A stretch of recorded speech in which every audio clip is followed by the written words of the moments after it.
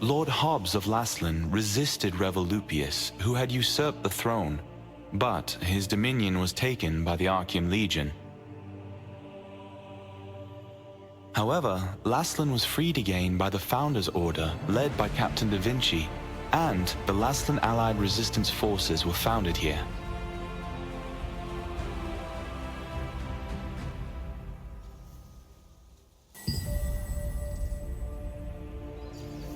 This was once the most prosperous granary in Laslan, but after the cursed rain came, it became infested with strangely enlarged pests.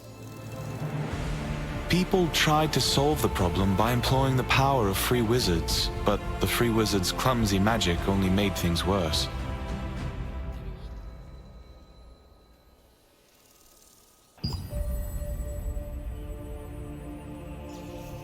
While you search for treasures hidden in ships wrecked by storms and chests that have been drifting, you will encounter the masters of the coastline. From a distance, they look like normal crustaceans, but when you get up close, you'll find they pose a greater threat than you anticipated.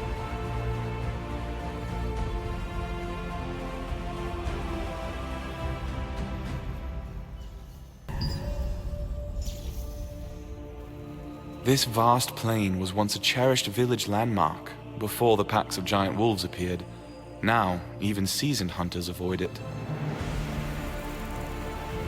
Those who trespass into the realm of savage beasts must prepare to face death.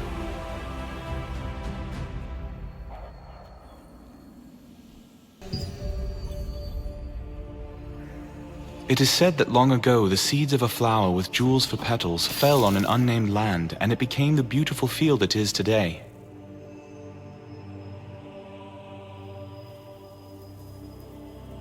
Goblins have long occupied and mined this mysterious gem-rich land, and they do not hesitate to slaughter any human who dares disturb them.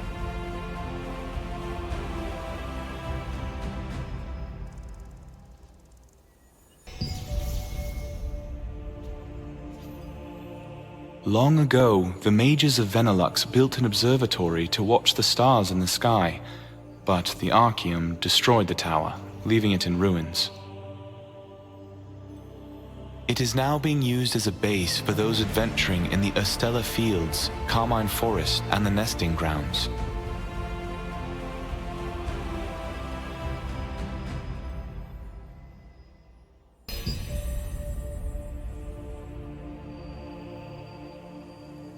The once green forest lost its vitality and withered to a darkish red, becoming what it is today.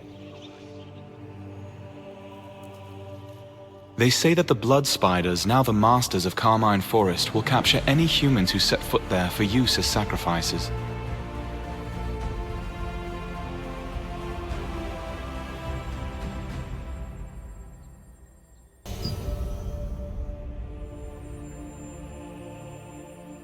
The crypt of the ancient king is now called Celeus's Abyss, after Celeus, one of Gridal's 5 disciples, went into hiding there.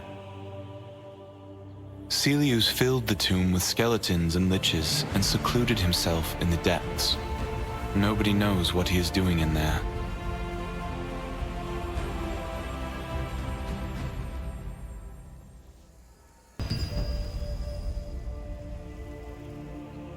Red flowers bloom across this beautiful meadow, located between Laslan and Stoneguard. However, contrary to its appearance, it is home to aggressive creatures such as terrabirds and quillixes, which is troubling for the merchants who pass through.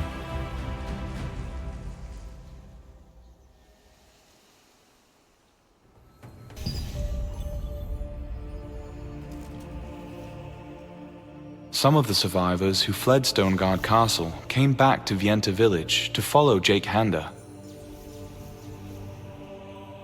Now, with a huge guild backing him, Jake Handa joined forces with Sienna Parsons, and the Stoneguard Allied Resistance was born here.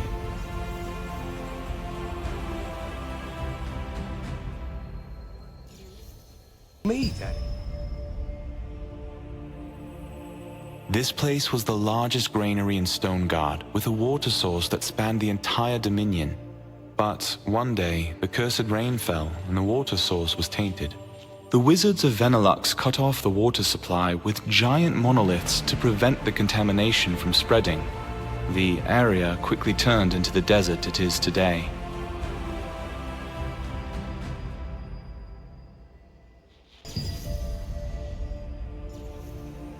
The Lord of Stoneguard, Fernin, an Archeum ally, was famous for being a particularly harsh ruler. He would frequently order the deaths of castle workers, prompting many to flee for their lives.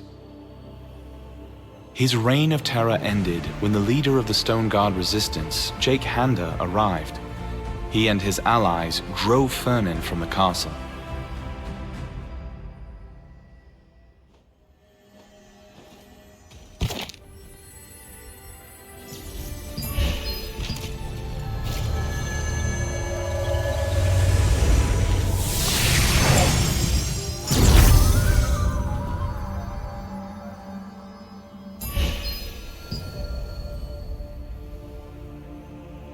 The head of the Stonemasons Association, Sienna Parsons, learned about the power sealed in the Titan Reach ruins. As a former senior wizard of Venelux, she awakened the sealed power with the golem's heart and crafted a giant golem that was decisive in ousting Fernin.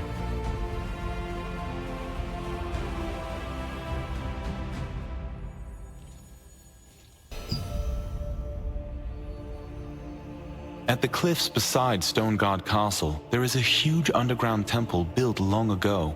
Before the war with the Lightbringer Society, it was the largest temple of Silivith in Aden. The Great War with the Lightbringer Society resulted in the deaths of most of the Shadowmancers here.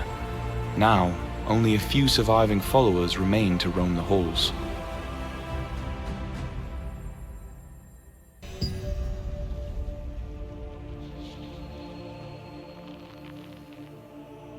Brown mica was found in the village of the stonemasons, gathered to build Stoneguard Castle. Fernin ignored the masons' warnings and dug deeply into the earth to get the brown mica, allowing the monsters sealed underground to emerge.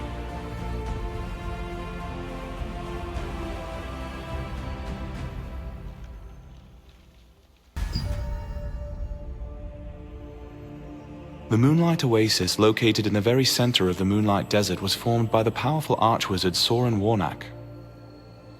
In the past, the oasis drew in many tourists, but current visitors to the area are primarily interested in gathering moonlight scales from the nearby creatures.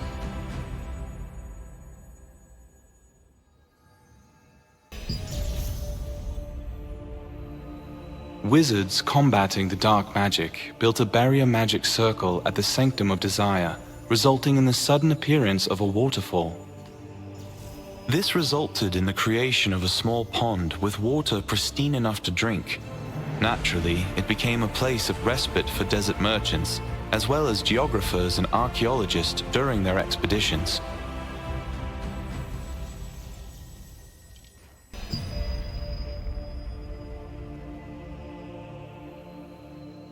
In the rocky terrain to the northwest of Stoneguard, there is a path formed by a giant sandworm passing through the rocks.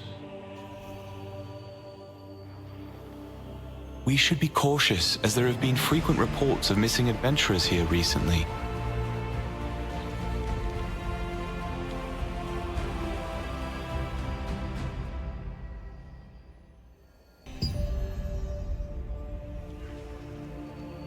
Here lies the impregnable fortress, guarded by giant ants. Even the magical forces of Archeum could not occupy this place. There is a legend that the very same power which made Stoneguard barren created a giant and cruel queen ant.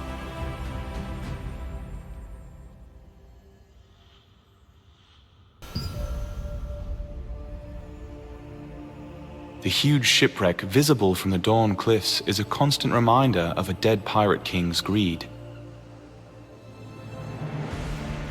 The wreckage's enormous hull and broad, torn red sails tell of the former glory of the ship's captain, the pirate king Adelico.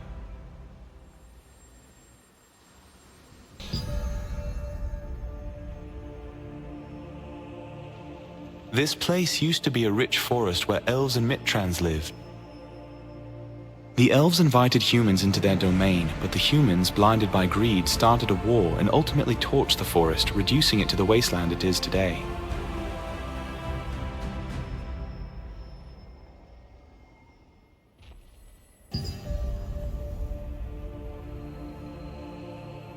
It may look ordinary, but it is a dangerous area where many adventurers lose their lives due to attacks from demons and monsters. Merchants in this area are especially cautious about Malakar, who is said to be the Eye of Junoboat.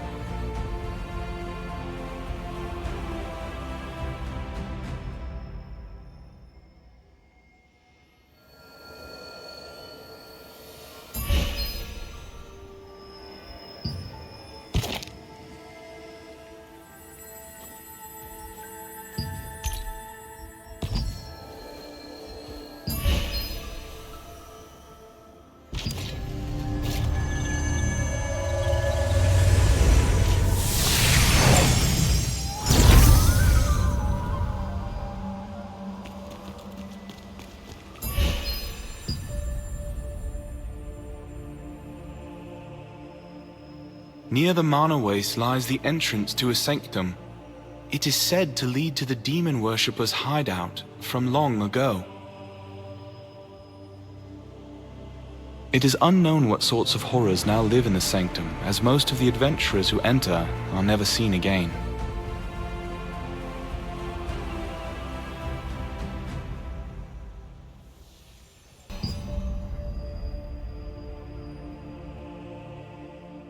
The Arkidu clan of orcs takes their name from their home in the Arkidu Valley. They once tried to unify the other orc clans, but ultimately betrayed them all. They made a pact with Khazar's Archean Legion. This alliance has resulted in mass devastation and thrown the world into chaos.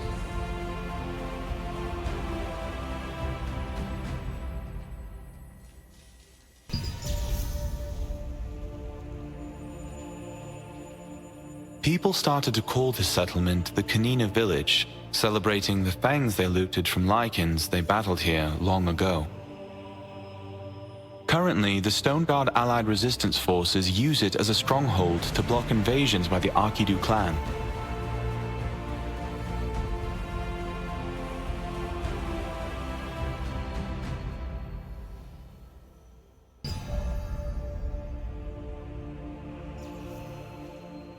The Lycans of Greyclaw Forest were not initially hostile to humans, but some foolish settlers attempted to take sacred Lycan ancestral land. They also tried to destroy the sacred moon monuments, their source of power for generations. Since then, the Lycans have become openly hostile.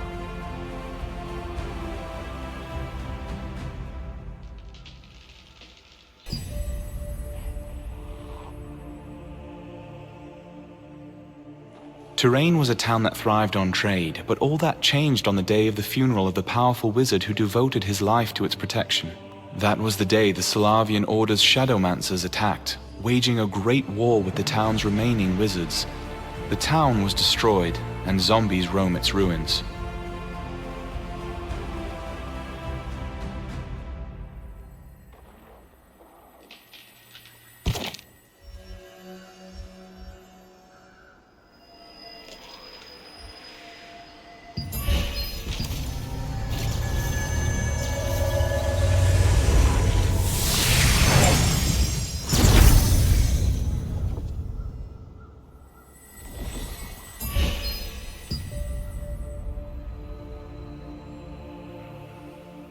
The tomb of high-ranking Shadowmancers is now famous for traces of the Grand Elder Beluartan, who researched the secrets of immortality.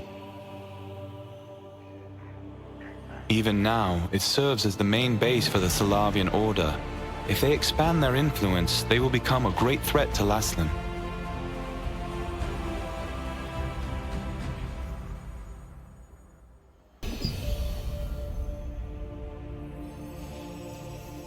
The magical ritual of the Phonos Orcs, the Festival of Fire, greatly amplifies their aggression. In the past, travelers passing through here during the festival were frequently killed by the Orcs. Saddened by the deaths, Lord Hobbs built the Lastland Watcher's post on a hill overlooking the Orc villages in order to prevent future loss of life.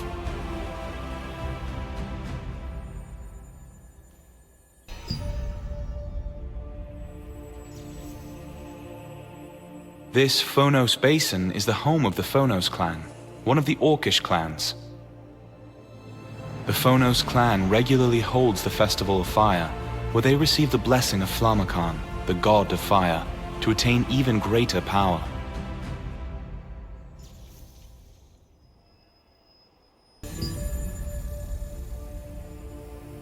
When the war between the Salavian Order and the Lightbringer Society ended, this place became a vast land of the dead. Venelux built the Pure Light Tower on a hill in the center of the area and has been attempting to purify and heal the land for hundreds of years.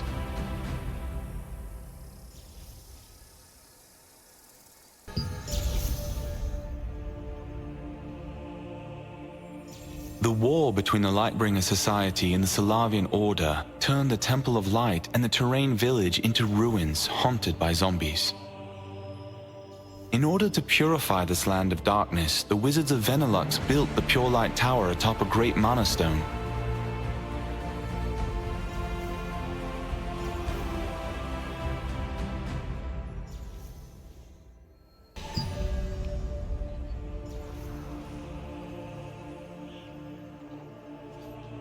Skeletons and spectral mages wander the area around the Shattered Temple every night. They do it to search for sacrificial victims to appease their ruler Azrael, Grand Elder of the Salavian Order.